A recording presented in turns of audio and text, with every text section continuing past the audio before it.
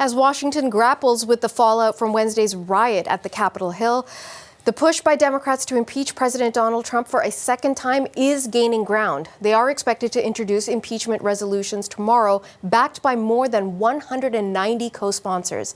The CBC's Thomas Daigle has more from Washington.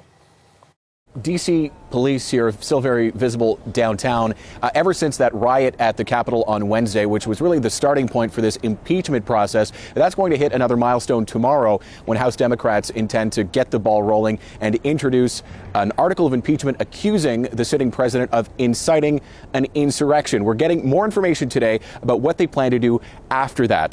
The Democrats control the House of Representatives. They might be able to get that impeachment through in the coming days before Trump already leaves office on January 20th.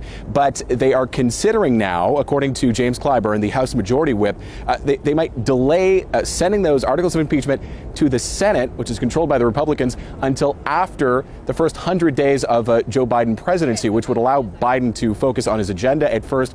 This Senate trial wouldn't overshadow the first weeks of the Biden presidency and would potentially allow Democrats to bar Trump from holding federal office in the years to come. Here's James Clyburn.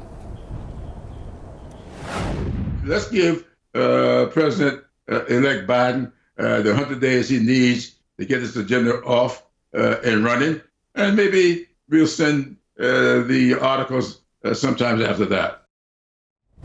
So, Thomas, it's not just the issue of what's happening with the possibility of another impeachment, but there's also the issue of Trump getting booted off of all of these social media platforms and this new movement, a free speech forum that's become quite popular with Trump supporters and even people who just support the idea of free speech. What's happening on that front?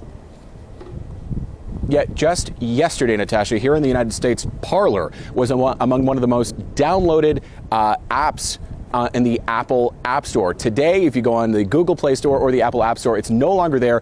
Both major tech giants have removed Parler since it became such a hotbed of conspiracy theorists and Trump supporters. Here is how Amazon Web Services has now told Parler why they're pulling their services. We cannot provide services to a customer that's unable to effectively identify and remove content that encourages or incites violence against others. Just to give you an example, here's a post I found readily shared on Parler this weekend showing a map and a plan for pro-Trump extremists to again invade the U.S. Capitol on January 20th, the day of Joe Biden's inauguration. That is the sort of thing that Amazon Web Services is trying to get off Parler and is pulling its services as of tonight. So Parler might be gone in the coming hours, in fact, by tonight, which might make it harder for pro-Trump extremists, again, to organize more rallies like they did here in the Capitol. I should mention we haven't heard Donald Trump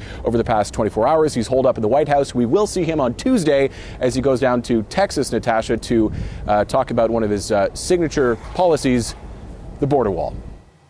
That's CBC's Thomas Daigle in Washington. We'll be back in just a moment.